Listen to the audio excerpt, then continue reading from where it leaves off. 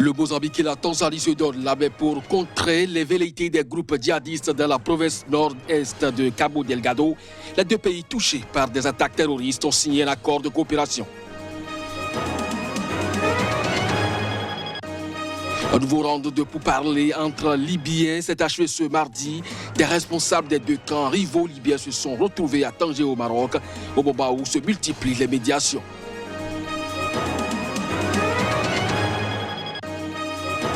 La planète Terre est plus que jamais en danger, il faudra la sauver. C'est un SOS lancé ce mercredi par le secrétaire général des Nations Unies, Antonio Guterres, était à l'Université Columbia aux États-Unis.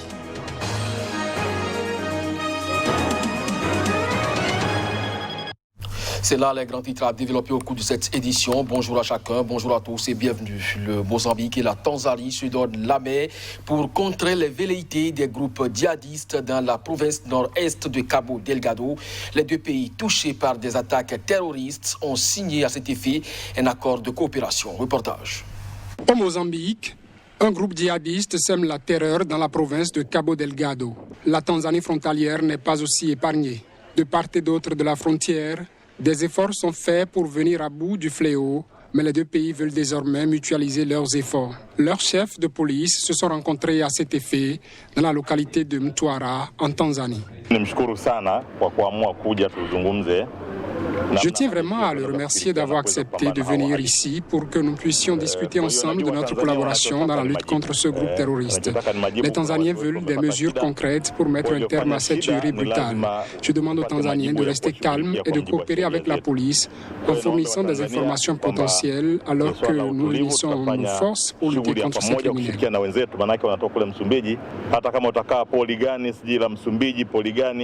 Il y a des gens qui viennent de différentes parties de la Tanzanie et qui pensent que le Mozambique est beaucoup plus sûr. Un pays qui est sous la protection de l'État islamique, mais je tiens à leur dire qu'ils ne sont pas en sécurité là-bas. Ils ont été dupés et nous les combattrons où qu'ils se trouvent.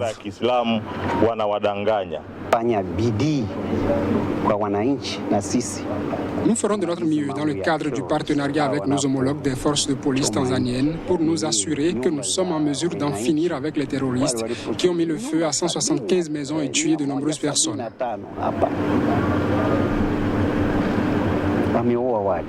L'une des retombées de cet accord est la livraison annoncée au Mozambique de plus de 500 suspects arrêtés en Tanzanie. En République démocratique du Congo, la reconduction de l'homme d'affaires Albert Youma à la tête du syndicat des patrons a provoqué un bras de fer avec la justice administrative sur un fond de tension politique au sommet de l'État.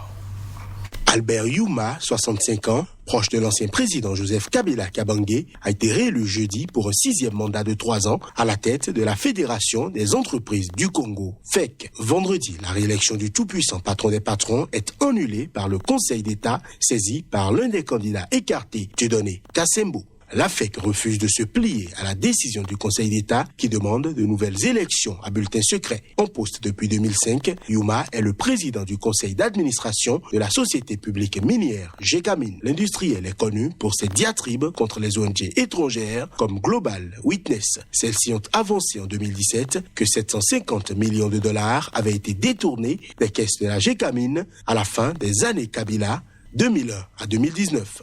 Youma, reçu par le président Félix Tshisekedi lors de consultations que le chef de l'État a menées du 2 au 25 novembre, l'avait invité à privilégier la stabilité politique dans le pays pour attirer des investissements. La RD Congo vit désormais dans l'attente des annonces du président Tshisekedi pour sortir de la crise au sein de la coalition au pouvoir. Les dirigeants de son parti l'invitent à tourner la page de la coalition, donc de rompre l'accord secret signé avec son prédécesseur Joseph Kabila en janvier 2019.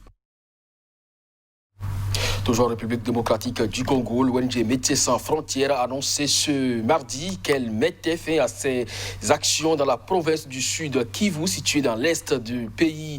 Elle a pris cette décision en raison de l'insécurité pour ses personnels.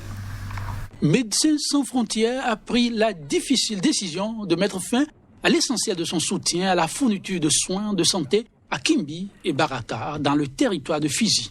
Dans un communiqué, l'ONG affirme que cette décision intervient à la suite de plusieurs incidents violents contre l'organisation en 2020. Une expatriée avait été enlevée plusieurs jours fin juin, début juillet. L'activité sans cesse croissante des groupes criminels et armés dans tout l'est de la RDC conduit à des violences et à des attaques continues contre les populations civiles à une échelle choquante, y compris des assassinats ciblés et des actes odieux, notamment de violences sexuelles, a déploré l'ONG. Médecins sans frontières va transférer ses activités au ministère de la Santé dans ces zones de Kimbi et Baraka, où l'ONG affirme intervenir respectivement depuis 9 et 17 ans. MSF affirme être présente dans 21 des 26 provinces de la République démocratique du Congo, son plus grand pays d'intervention au monde avec le Soudan du Sud. Dans la province voisine du Maniema, l'ONG avait dénoncé le 19 novembre un nombre choquant de cas de violences sexuelles perpétrés par des groupes armés à Salamabila. Dans cette zone minière, MSF affirme avoir soigné 1000 survivants de violences sexuelles depuis début 2020. À Salamabila, des groupes armés se battent pour le contrôle des mines d'or. Un nouveau round pour parler en Libye s'est achevé ce mardi. Des responsables des deux camps rivaux libyens se sont retrouvés à Tanger au Maroc au moment où se multiplient les médiations pour sortir de l'impasse. La Libye plongée dans le chaos. Reportage. Depuis fin septembre, le Maroc a piloté ses entretiens parlementaires qui ont déjà abouti à un consensus sur la distribution des postes de souveraineté à la tête d'institutions stratégiques libyennes. Le nouveau round a rassemblé pour 2 jours des responsables de la Chambre de représentants libyenne et du Haut Conseil de l'État sur un format dit 13+13 selon les informations recueillies sur place. Depuis la chute en 2011 du régime Mohamed Kadhafi, la Libye est engluée dans une crise inextricable, déchirée entre 2 pouvoirs rivaux. Le gouvernement d'union nationale, le JNA, reconnu par l'ONU, est basé à Tripoli et le camp du maréchal Khalifa Haftar, homme fort de l'Est, soutenu par une partie du Parlement élu et son président. Un accord de cessez-le-feu permanent a été signé fin octobre entre les 2 parties et les rencontres se multiplient depuis pour aboutir à une solution politique. La semaine dernière, le Maroc a aussi réuni plus de 120 membres de la Chambre des représentants libyenne à Tanger. Au terme de 6 jours de discussion, tous se sont engagés à mettre fin aux divisions qui minent leur pays, en commençant par réunir le Parlement élu dès leur retour en Libye, selon le communiqué final. Après l'échec en juillet de l'offensive des pro-Haftar lancée en avril 2019 pour conquérir Tripoli, les belligérants, encouragés par l'ONU, sont retournés en septembre à la table des négociations avec des réunions thématiques. La planète Terre est plus que jamais en danger. Il faudra la sauver. C'est un SOS lancé ce mercredi par le secrétaire général des Nations Unies, Antonio Guterres, était à l'Université Columbia aux États-Unis d'Amérique. Le réchauffement climatique continue d'affoler les thermomètres. Chaque jour, la Terre en subit les revers et l'état des lieux inquiète le secrétaire général des Nations Unies. To put it simply, the state of the planet is broken. Pour dire les choses simplement, l'état de la planète est compromis. Chers amis, l'humanité fait la guerre à la nature. C'est suicidaire. La nature riposte toujours et elle le fait déjà avec une force et une fureur croissantes. With growing force and fury. COVID-19 lockdowns. Les mesures de confinement de la COVID-19 ont temporairement réduit les émissions et la pollution, mais les niveaux de dioxyde de carbone sont toujours à des niveaux records et en augmentation. En 2019, les niveaux de dioxyde de carbone ont atteint 148% des niveaux pré-industriels. En 2020, la tendance à la hausse s'est poursuivie malgré la pandémie. The upward trend has continued despite the pandemic. Si un grand pas a été fait avec la mise au point des vaccins pour sauver l'humanité de la COVID-19, il faudra faire beaucoup plus pour réparer la planète Terre. COVID recovery and our planet's repair.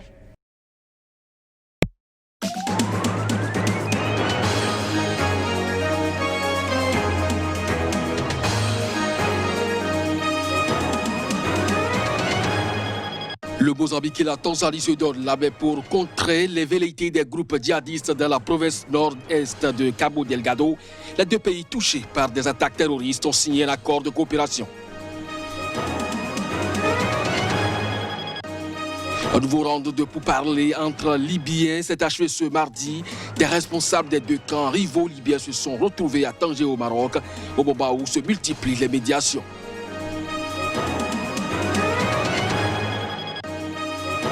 La planète Terre est plus que jamais en danger, il faudra la sauver. C'est un SOS lancé ce mercredi par le secrétaire général des Nations Unies, Antonio Guterres, était à l'Université Columbia aux États-Unis.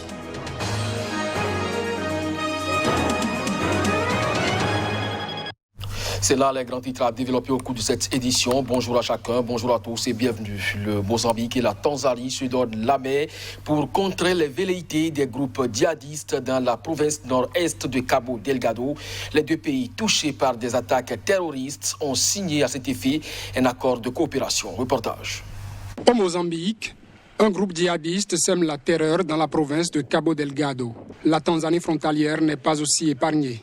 De part et d'autre de la frontière, des efforts sont faits pour venir à bout du fléau, mais les deux pays veulent désormais mutualiser leurs efforts. Leurs chefs de police se sont rencontrés à cet effet dans la localité de Mtwara, en Tanzanie. Je tiens vraiment à le remercier d'avoir accepté de venir ici pour que nous puissions discuter ensemble de notre collaboration dans la lutte contre ce groupe terroriste. Les Tanzaniens veulent des mesures concrètes pour mettre un terme à cette tuerie brutale. Je demande aux Tanzaniens de rester calmes et de coopérer avec la police en fournissant des informations potentielles alors que nous unissons nos forces pour lutter contre ces criminels.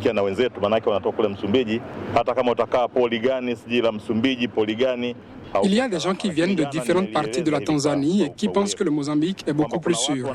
Un pays qui est sous la protection de l'État islamique, mais je tiens à leur dire qu'ils ne sont pas en sécurité là-bas. Ils ont été dupés et nous les combattrons où qu'ils se trouvent.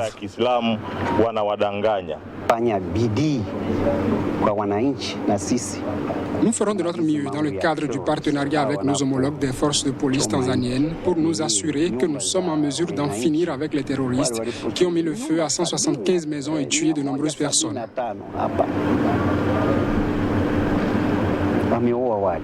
L'une des retombées de cet accord